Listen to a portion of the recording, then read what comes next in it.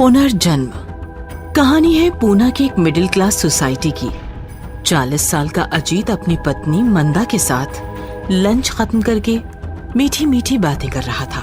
मंदा, आज मैं बहुत खुश हूँ।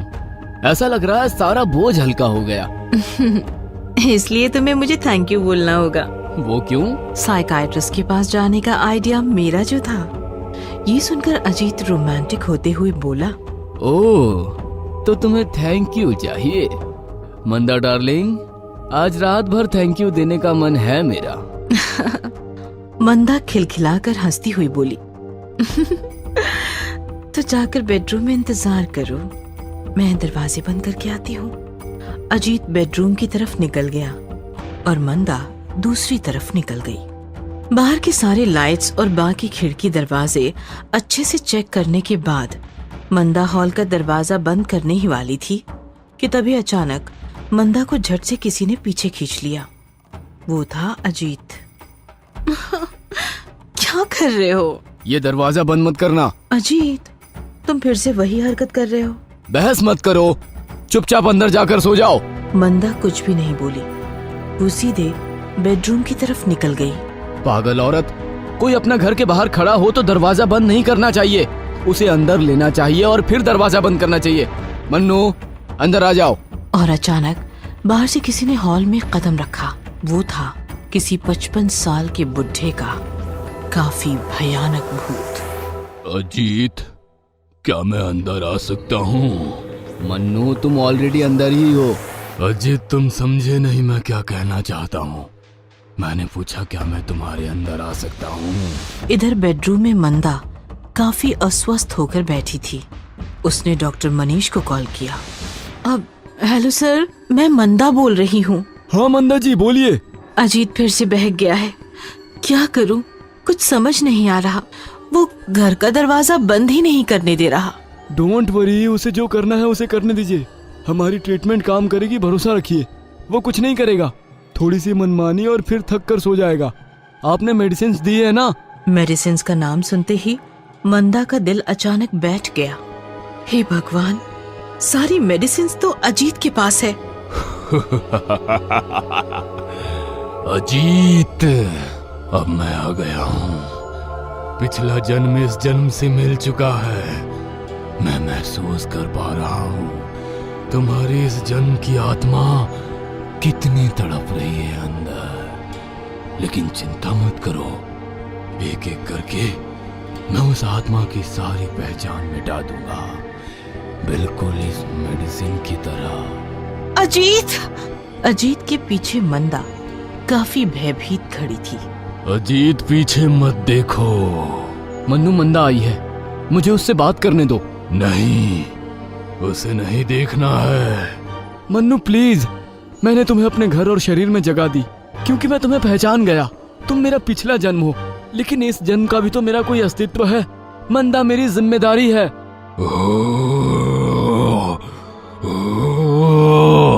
अजीत, ये क्या चल रहा है?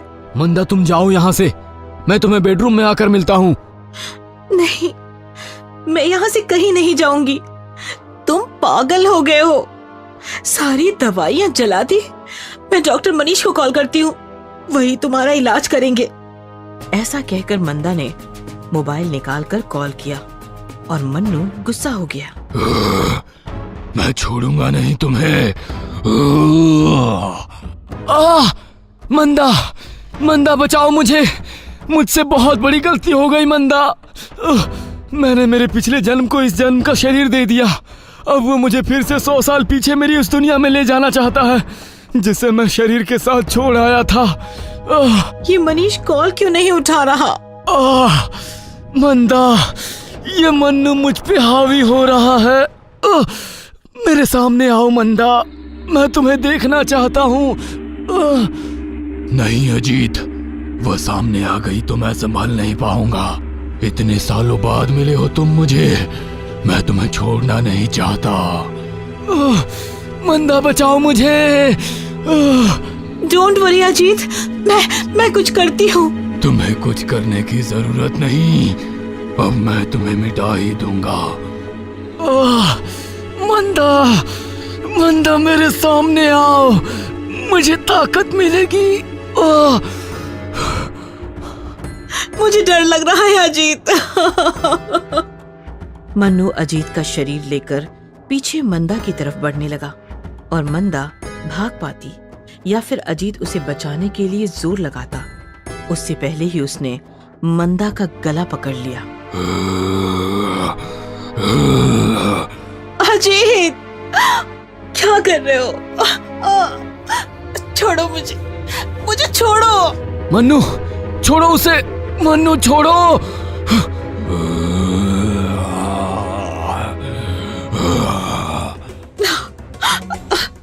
मंदा और अजीत चीखते रहे लेकिन कोई फायदा नहीं हुआ।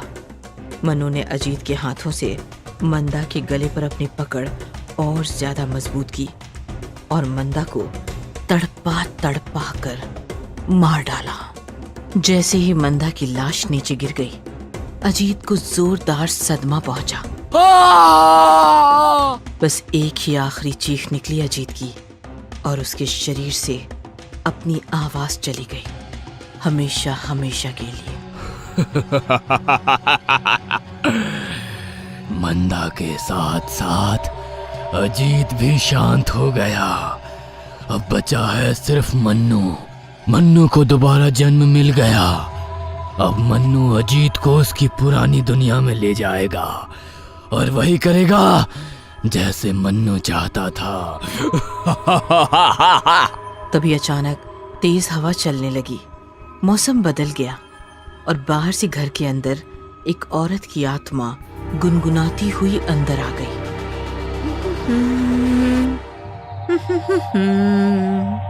मन्नू, मेरे मन्नू, मन्नू रे, मेरे मन्नू।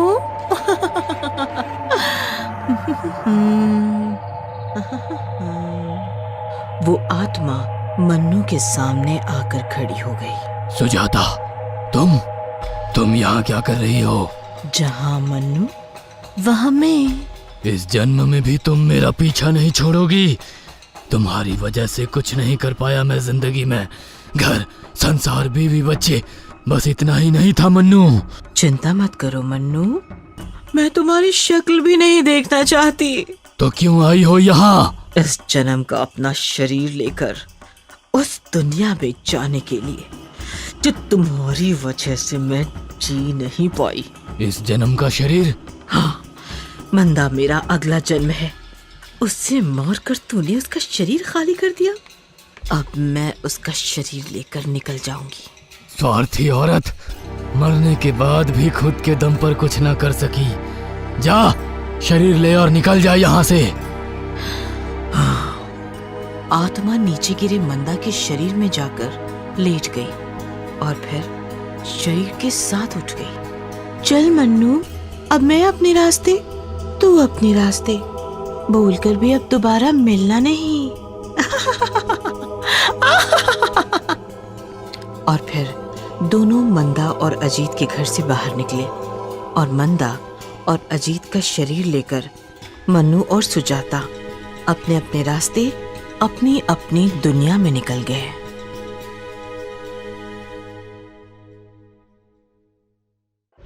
ये कहानी है एक बहुत ही बड़े मेट्रो सिटी की, जहां प्रिया रहती थी। काफी खूबसूरत और यंग थी प्रिया। कुछ सालों पहले शहर में आकर सेटल हुई थी। पेशे से वो एक बैंकर थी। रोज 8 घंटे ऑफिस का काम और बाकी बचा टाइम आराम ही आराम, क्योंकि ना तो उसकी शादी हुई थी और उसके मम्मी पापा भी भैया भाभी के पास थे। मतलब प्रिया अपने आप को ठीक ठाक वक्त दे पाती थी। इन दिनों प्रिया एक किताब पढ़ रही थी जिसमें एक पॉइंट उसे बार बार परेशान कर रहा था। दरअसल वो किताब एक मशहूर लेखिका ने सांपों के बारे में लिखी थी। सुदर्शन, कल मैंने तुम्हारी दी हुई किताब में पढ़ा, उसमें लिखा था कि ये जो कोबरास मतलब नाग होते हैं ना, उनकी कुछ प्रजातियों में ऐसा पाया जाता है कि वो इच्छाधारी होते हैं। मतलब अगर वो लंबे समय तक बिना नागिन में उलझे हुए कुछ साल सीधी चाल भटकते रहे तो फिर जमीन पर रेंगते रेंगते ही अचानक दिव्य बन जाते हैं और फिर जब चाहे तब वो इंसानी रूप में आ सकते हैं, इंसानी मादा को जीतने। कहाँ तुम इन बातों को मानती हो? अरे पढ़कर छोड़ दिया करो ऐसी बातें। नहीं सुदर्शन, मेरी लाइफ में ऐसा ही इच्छाधारी नाग है। What? मतलब वो नाग है कि नहीं ये नहीं पता, लेकिन वो इच्छाधारी जरूर है। प्रिया तुम क्या कह रही हो? मेरी तो कुछ भी समझ में नहीं आ रहा। अंशित नाम का एक लड़का है, मैं उससे प्यार करती हूँ। इतना खूबसूरत है कि मैं तुम्हें बता नहीं सकती। प्रिया, क्या किया अंशित ने? दरअसल बात ऐसी थी कि प्रिया जब एक पार्टी में गई थी तो वहाँ उसकी मुलाकात अंशित से हुई। अंशित एक बहुत ही हैंडसम लड़का था, जिसे देखते ही प्रिया ने प्रपोज कर दिया और फिर दोनों काफी करीब आ गए। अंशित करीब आया, ये प्रॉब्लम तो नहीं हो सकती? अंशित मुझे कभी किस नहीं करता। फिर वो उसकी प्रॉब्लम है। अंशित जिस लड़की को किस करता है वो मर जाती है सुदर्शन। अब ये सुनकर सुदर्शन जोरदार शॉक्ड हो गया। What? प्रिया एक दिन सुदर्शन को अंशित के पास ले गई और सुदर्शन ने अंशित को देखा तो उसका माथा ही घूम गया। अंशित नीचे से सांप बनता जा रहा था और ऊपर से इंसान था। ओह माय गॉड, ये सब क्या है? क्या करे सर, मेरी कोई इच्छा ही काम नहीं कर रही। पहले जिस चीज को होठों से लगाता था वो खत्म हो जाती थी, अब तो मेरे अंदर से इंसान ही खत्म हो रहा है।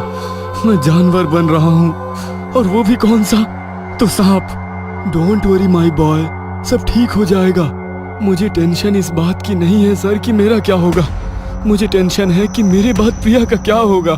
सुदर्शन ने इमीडिएटली उस किताब की ऑथर रंजना का एड्रेस निकाला और सुदर्शन प्रिया को लेकर रंजना के पास आया।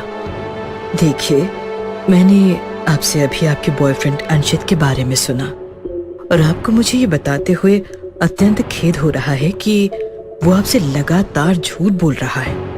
यही ना कि वो छिपा रहा है कि वो इच्छाधारी नाग है, वो तो हमें भी पता है। नहीं, उसका जो खतरनाक झूठ है वो ये है कि वो आपसे प्यार करता है। ये सुनकर तो प्रिया के साथ साथ सुदर्शन भी हिल गया।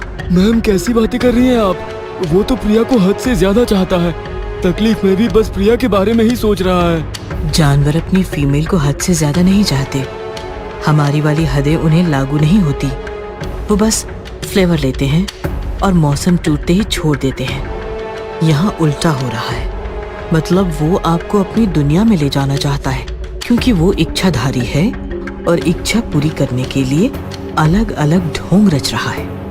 और सेम यही एक्सपीरियंस प्रिया ने रात को लिया जब वो पूरी तरह सो रही थी। तब अंशित अचानक भयानक सा नाग बन गया और प्रिया से लिपट गया।